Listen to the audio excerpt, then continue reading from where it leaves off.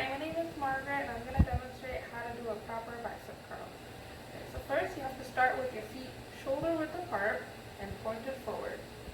And then you have to bring your shoulders back, because a lot of people slouch when they do the bicep, and then they end up adding their shoulder muscles when they're trying to focus on their bicep muscle.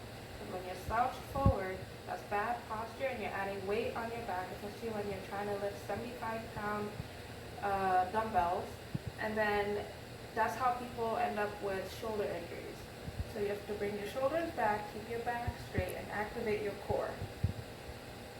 So then your elbow needs to be attached, pretend it's attached to your side. Don't have it swinging, because that also adds, it incorporates your shoulder into the workout. And then that's how you end up messing up your shoulder. So make sure your elbows are at your side, like this. Keep them stable.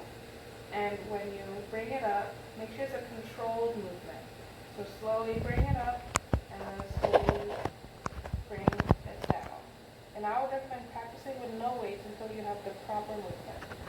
So just slowly bring it up with the shoulders back, elbows to your side, up, and down. Okay, so I'll show with some weights. Shoulder width apart, shoulders back, and I like to start with palm forward, elbows to your side, and then you slowly bring it up and slowly bring it down. I've seen some people, when they have too much weight, they end up trying to add momentum to bring it all the way up, or they try to go too fast and they end up having their shoulders go up, and then that incorporates the deltoids, and that's how some people get shoulder injuries or get pain in their shoulders. So if you do controlled movements, slowly bring it up and then bring it back down. Some people like to turn, so they like to start with their palms facing them, and then they turn and bring it up. And then you can bring it down and turn. That incorporates some of your brachialis right here. So if you want to just focus on the biceps, just keep your palms forward, and then do the movement. Okay. Another thing to keep in mind is keeping your wrist stable. So some people end up flicking their wrist up while they're trying to lift the weights. So they end up flicking it up or down. And sometimes if the weight is too heavy, they flick it up to try and bring the weight up, and then they just drop it down when they're bringing it back down. And imagine having 50-pound weights on your wrist just falling down with gravity. So, and that's how some people end up injuring their wrist and straining their wrist when they just drop it down and they don't control their wrist. So keep your feet shoulder width apart, shoulders back, back straight, activate your core, elbows to your side, and then slowly with your lips straight, slowly bring it up with a controlled movement, and then control it down. So just drop it down, just control it slowly down. Make sure your wrists are straight the entire time. One way to advance the bicep curl is with concentration curls.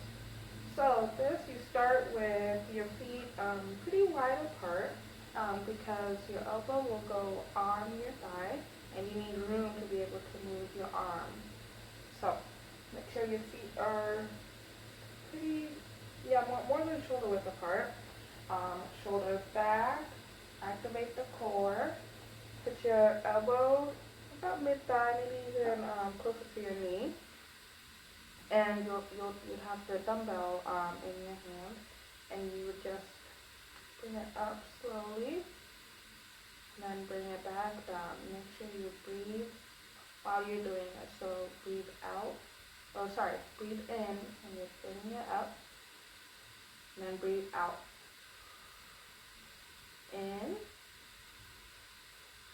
out. Down. Do it with some weight. Feet a little wider than shoulder width, shoulders back, activating the core, elbow close to my knee. And then, okay, breathe in, breathe out. In, out. Now, if your client isn't quite ready for progression, one way to regress the skill is if they are standing next to the wall. So, make sure their shoulders are back, flat against the wall. They should bend their knees a little, not quite doing a wall sit, but just resting on their leg, and then the shoulders back and elbows touching the wall. Make sure the elbows, because this will stabilize the elbow. In case the person keeps trying to swing the elbow up this way, the elbows will be touching the wall and they won't be able to move it. So feet should be shoulder width apart, shoulders back, activate the core, breathe in, breathe out. And my elbows stay against the wall during the entire movement. Breathe in, breathe out. So this will somehow keep their shoulders stabilized, so they're not moving their shoulders too much. And once they master that skill, then they can go to a regular bicep curl, and then they can go to the concentration. Another way to regress this skill might be hammer curls. This way they can just stand flat. They could do it against the wall, or they can just stand freely. And then feet shoulder width apart, shoulders back, activate the core, and just your palms won't be facing out. They'll be facing in, and it's just bringing your arms up and then back down. Make sure you remind your clients to breathe. Breathe in, breathe out. Breathe in, breathe out. This is just to make sure that they have proper form, and this mostly works for brachialis. So if your patient wants to focus more on the biceps, I would recommend having their palms facing forward. But if they're not doing that properly, this will just get them to master the form before they start adding more weight and before they start trying the bicep curl. So this is the preacher curl, and as you can see, it focuses more on the brachioradialis, which is in the forearm. Whereas this is the incline, and this one focuses more on the biceps long and short head. Hey, so I found a study by Oliveira, Mata, Alves, Garcia, and Vieira that was done on the effects of different shoulder locations and how that impacts which muscles are activated when you do the bicep curl. So when you do the preacher curl, that ends up focusing more on the brachioradialis, which is a muscle in your forearm. Whereas when people do the incline bicep curls, it focuses more on the biceps short and long head. I just found another study by Ingebrigtsen, Holterman, and Rollevend, and they talk about velocity while performing the bicep curl. So they say to perform the movement in a slow and controlled motion. I've seen some people in the gym, they try to get as many reps out rather than focusing on form.